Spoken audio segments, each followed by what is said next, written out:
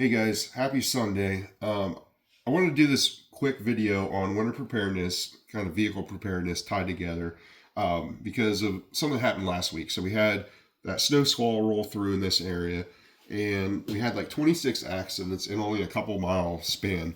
Um, there was people all over the place. I mean, just roads shut down, crashes, people sliding off the road into ditches, so many different things happening. A lot of things that could have been prevented. Some you can't prevent everything. Um, I know there's safety guys out there that'll be like, "Oh, everything's preventable," but realistically, we know things happen. So we have to have a level of preparedness without going overboard. And that's what I want to do is just everyday preparedness for people, for everyday people, to make sure you and your families are safe out on the roads, and also make sure our first responders are safe out, not out there trying to corral traffic and stuff in this crazy weather. So we had, the perfect conditions for this storm where we had cold temperatures, we had snow roll in. The roads weren't really pre-treated, so they had enough salt on them that they were starting to melt a little bit, but then they instantly glazed right over, causing some really icy conditions. And you couple that with people who are out on the road maybe don't have experience driving in the weather. That's a big issue. Then you also have vehicles that are unsafe out there, which is another major issue. So what I'm trying to do is help prevent some of this and help you be more informed so you can make the decisions right for you. So everything I'm going to show you here is something that is a kind of an outline for you. So you can scale it up, scale it down for your budget. I understand groceries are crazy, trying to survive. I get it. But there's a lot of these things are things we already have, or things that can be purchased very inexpensively, right? So before we even start on the vehicle preparedness and things to have in your vehicle, that kind of thing, we want to start with a preparedness plan at home, which is, hey, let's not go out into the snow if we don't need to. Obviously, if you're coming home from work, you're stuck in it. So that's where having a vehicle ready for this stuff makes everything a lot easier, a lot better, and a lot less stress for you. So if you can't stay off the roads, well, then you're stuck. But anyways, have enough food at home, have extras, so you don't have to run out in this weather, okay? If at all possible. So moving right into what things you should have in your vehicle. So number one is one of the most common things we're going to have happen. Number one, no start condition, dead battery, things like that. Maybe your kids left the light on, or you left the light on, whatever, and you come back out to your vehicle, battery's dead. During the cold temperatures, everything is more stress on your battery. So beforehand, with the vehicle maintenance side of things, you should have your battery tested every winter, or at least know the condition of your battery. So some of you guys are more mechanically inclined, some are less. So if you're less mechanically inclined, use someone who is a professional, someone you trust. Don't just use anyone, because people will try to sell you batteries just because. But anyways, even if you have a good battery, things can happen. You leave battery on, leave light on or something, your battery goes dead. So a couple options you have: inexpensive. Here we got jumper cables, right? But they take up space. Okay, and the other problem is you need a second vehicle. Jumper cables can be dangerous, especially with people that don't know what they're doing, but they're also limited by the length of them. These can come unclipped from your battery. Sometimes your battery is hard to get to, and this can just really be a big issue. So it takes up space in your trunk. So in lieu of that, they make some really awesome new options that are out there, like these little jump packs. There's so many different sizes, but they'll jumpstart trucks, big trucks, diesel trucks, things like that, and they're very small. The big thing that with these though is you have to make sure you charge them. So make sure you keep them charged. Maybe it's something that, hey, if you're going on a long trip or something, you're going to be by yourself, maybe you keep this in your garage and you have it on charge until you need it and you take it on your trip. Maybe you have your jumper cables for the other times, but just an option that's out there. Okay. Besides that, a big thing you need is some kind of a light. All right. I'm a big proponent myself of Streamlight. They're inexpensive. They're really good lights. This is called the Bandit. This is just a little headlamp. It's got a couple different brightnesses. My son's probably now blind from looking at that. It's rechargeable. But these are great because you can have it, you can have it on your bag, you can have it in your trunk, whatever, in your vehicle. But these come in handy all the time for so many different things. All right. Then stepping up from that kind of light, we have so many different kinds of lights. There's cheap ones, but just spend your money wisely. If you already have something, okay, just make sure that it's, I would avoid anything that is not rechargeable, because batteries go bad, especially when they sit, they get corroded. Which, point in case, I brought these out because, see, these batteries, they started to swell up, they corrode, they cause damage to whatever they're in when they start corroding like that. So here's a couple options of lights. This is a little pocket light. So if you carry a light, a lot of dudes already do this anyways. You got a light on yourself, you're good there. But if you want something in your vehicle, this light is awesome because it also could be a self-defense weapon if, God forbid, something happens and someone closes in on you and you have to try to stop them. This can give you a little bit of advantage, but more than that, this light is very bright, has a very long throw, and the battery on it lasts for a long time. Also, this comes with a 12-volt cigarette outlet plug, so you can keep it charged. Here's a cheap little light, and this is great because it does have the ability to change your beam pattern, right? And that is very handy a lot of times. These lights can be great, but the weakness of them is the batteries. So these use just a AAA battery, and I swear half the time you go to use these, the batteries are dead, or they go dead within a couple minutes. So, all right, there's that. What's most common other thing? You get off the road, whether it's you slide off the road into a ditch, something like that, or maybe you go to avoid someone, you know, and get off the road, or you have a tire go down. So blow out a tire, you hit something, whatever it may be. So now your vehicle is disabled. So before trying to get towed out, one of the most important things is some kind of signage. All right, so that means a flare, which flares I don't carry because they're more expensive generally, and they're one-time use. So these kind of strobe lights are super cheap. They have a really long cord length. These are just ones that it's got a magnet, so I could put it on top of the vehicle. But let's be realistic. There's a lot of people that are just not paying attention at all, and they'll come down the road. You're on the shoulder. They don't even see you, and that can cause a real serious issue, especially during the winter. So having something like this has multiple patterns. It's super bright.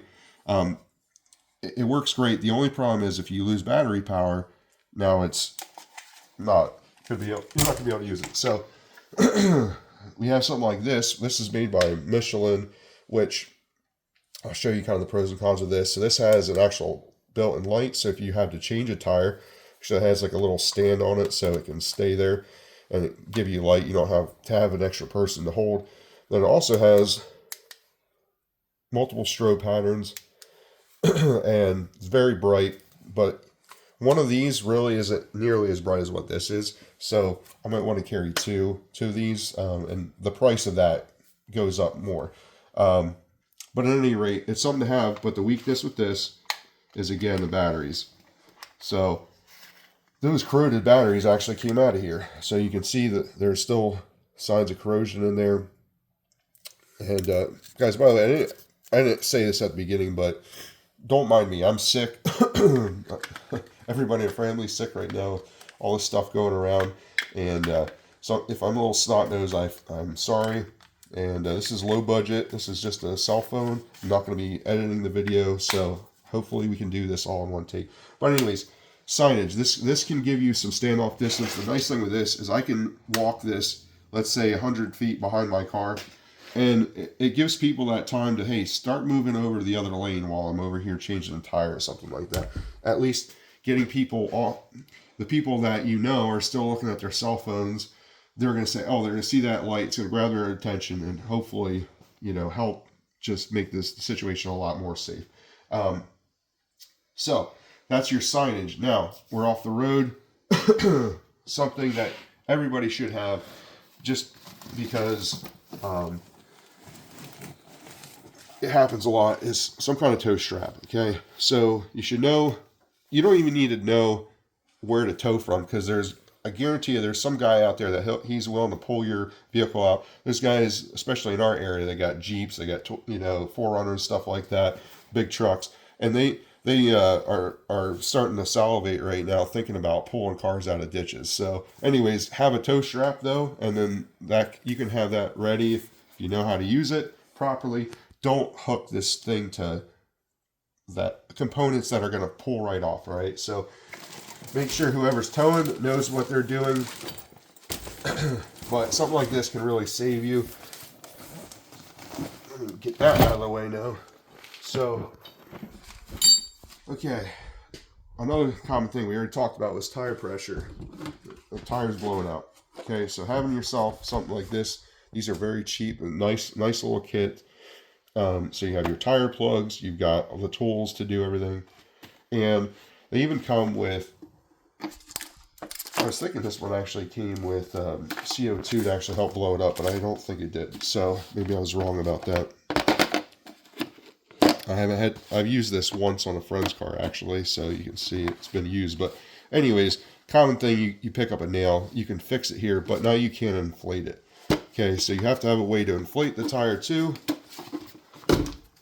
All right, so you got little inflators like this. There's ones that will clamp onto your battery, but knowing your vehicle, if you don't know where to clamp on your 12-volt hookup, then it's not going to help you much. So this is rechargeable, but it's also not a great inflator. It's slow. It will get you there, but going a step further, I'm trying to keep this very short. I could really nerd out on all this stuff because I'm a motorhead, but I'm going to try to keep it as concise as possible. So, know where your spare tire is. On this car, it's down here. Spare tire is not full size, so that means that tiny little donut, you guys hopefully know what that is. But if you don't know how to do it on your vehicle, at least know where it is. And if someone can help you, you can at least have the tire pulled out for them, things like that. All right. So that's tires now, right? Let's go into actual kind of survival things, because it's you might be traveling with your family and all this stuff. Just remember, you can scale it to however you need it. So number one, we can survive a long time without food, but we need a heat source. We need to stay warm. So if we run out of gas, things like that, we need to be able to stay warm. We also, if we're working outside on our vehicle, we need to be able to stay warm. So we might need additional layers. But then we need water, right? So big issue is we're living in sub-zero temperatures. So you need to have some kind of fluids in your vehicle that you can drink that aren't going to freeze, or you bring them when you go on these long trips. You stop at the gas station, grab a couple extra bottles of water. But just don't even buy the bottles. Buy a gallon thing of water so you have it, and then just make sure you take it inside, or it doesn't get frozen at that point. So again, some people are going to listen to that and they're going to say, all right, well, it's unrealistic for me to have a gallon jug of water with me everywhere. It is unrealistic, but this is if you're going on a long trip, okay? So you don't know where you're going to get stuck, things like that. So in short trips, just make sure you have water with you. I mean, you're supposed to stay hydrated anyway, so just do it. Okay? Now, let's get into staying warm. So this is just a little blanket. So you guys that do hiking, camping, stuff like that, you probably have something like this. Now, this is a nice little blanket. It's not going to be great, but it can give you warmth. You wrap that up around you, around your kids. Nice thing about these is they come with like a little stuff sack, so that they can be bound up in a real small package, and they don't take up much room in your vehicle. So moving on to warmth, or staying on that warmth subject, okay? Let's go to having just an extra jacket, a nice warm jacket. Hunters, you guys got stuff probably in your vehicle already, but this is in addition to whatever jacket you're already wearing. Have something nice and warm. It can double as a blanket for your kids. If let's say you run out of gas, let's say something happens, okay, just an extra form of warmth. And then a really simple, cheap little insurance policy is one of these. It's called an emergency bivvy. So basically it's the same thing. This has like a foil to it, without opening this up and having to stuff it back in there. You see how small of a package this is? This gives you an additional layer of warmth. They're really cheap. I don't remember what the price of these is anymore, but they're very inexpensive. So that can fit in the bag. Now, at this point, we've gone in, we've had, we talked about a light, we've talked about a jump start, we have all this stuff, right? Well, personally, I like to stay organized. I'm a car guy. I don't like this junk just hanging out in the back of my car. So have a bag. Don't go out and buy a bag unless you don't have one, but chances are you have a duffel bag somewhere. You have some kind of bag that you can use to organize this stuff. Just make sure that I would make a list of whatever you have so you know it's in there. And then you can quickly look. Oh yeah, I have this stuff. Okay. So like this bag is nice. I can have everything organized in different sections. And there's a tourniquet, which we probably won't go into, but everything can be organized into there.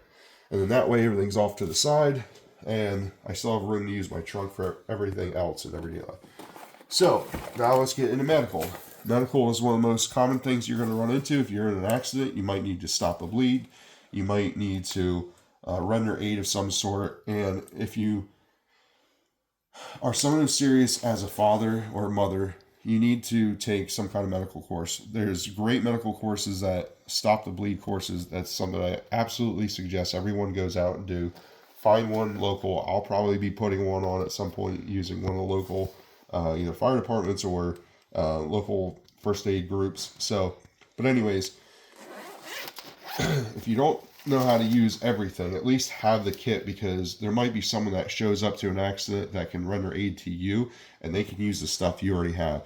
This has happened to me myself. I actually bought first aid kits for all of my vehicles. My wife and I were coming back from a trip, and there was a rollover accident up in the Poconos, and there was an EMT that showed up, and the EMT didn't have any of his gear with him. So we had the stuff, and he was able to provide aid to the person, and and we were able to help out with the rest of the situation. But we were only a couple minutes from the hospital, and it took 45 minutes for the ambulance to get there. So 45 minutes is a long time. People can bleed out in 3 to 4 minutes generally. If it's an arterial bleed, it can be longer, obviously, if it's a slow bleed. But knowing how to stop that stuff and having the materials to do that is very important. It's something I'm passionate about. So have a medical kit. These are cheap. These go on sale for like $10. They're, I think, normally, I don't know, $20 or something like that. There's ones that are bigger and better and whatever. But these are a great kit. They have first aid. They have Band-Aids all the time. If you're into sports, kind of stuff comes into handy. So everything in here for basics is there. One thing that no medical kit seems to come with is ample gloves. So because gloves are so useful, whether you're changing a tire or whatever, you don't want to get yourself all nasty, especially if you got salt all over the roads and stuff. Have a box. Go to Harbor Freight. Get a cheap box of gloves. Make sure they fit you, and have them in your vehicle. Then they come in handy all the time. All right, here's another first aid kit. Get that out of the way. I always have like a poncho, so this is always good. That goes right in my bag. And then this is something kind of optional, but something I'll talk about really quickly. All right, so I have got fire starters in here, and if you notice, I got multiples of each. So I've got 2 lighters, I've got an actual fire starter, and then in here I also have a ferro rod, so I can use my knife. Which having a knife is very important. I like a blade like this that has a little serration, so I can cut, like whether it be cordage or even like a seat belt. Having that little bit of a sawtooth blade will help you do that. So, but I can take this blade and I can actually use this against a ferro rod, and I can start a fire, and I know that I can do it. Again, this is going a little bit further than maybe the average person, but if you're serious about just winter preparedness and being safe with your family, this is something you can step up. I've got a little stove in here which this folds out, and I can cook things. I can at least heat something up, and I can have a fire it's ported, so that way if it's windy, I could cut a shirt up and I could put it in here and I can have a fire and I can have at least some warmth. Um, Slim Jims, as unhealthy as they are for you, these are a great survival food just to have a little something, but also jerky. So if you've got someone, especially like deer jerky, that's great. Have that in your kit just for a little bit of food. That'll keep the kids happy too while you're waiting on, let's say, a tow truck or whatever it may be. So this is actually toilet paper. You add a little bit of water to that, and then that comes into big sheets that you can wipe your butt with or whatever else you might need it. Also, knowing your blood type is a good thing. This part of the video is purely like extra, but something to know. Know what your blood type is. How you want to know that? Go give blood. Give blood, and then they will give you a card. You'll know exactly what type of blood you have. So those are the basic things you should have in your vehicle. Again, that will go into a very small area. It's something you can organize. And again, duffel bag, whatever bag you got. Maybe you already have a hiking bag, but don't go spending extra money on things you don't need. I hope this part is enough to really show you what you can have, what you should have, give you some ideas to think about. The rechargeable batteries, that being a big thing. Make sure that stuff's charged. So now that's going to conclude this part of the video. Now we're going to start a separate video, and we're going to move into the actual vehicle maintenance side of things, because this is a really big thing. We're going to talk about tread patterns, things like that, tire type, stuff like that. So hang along for the next part. All right.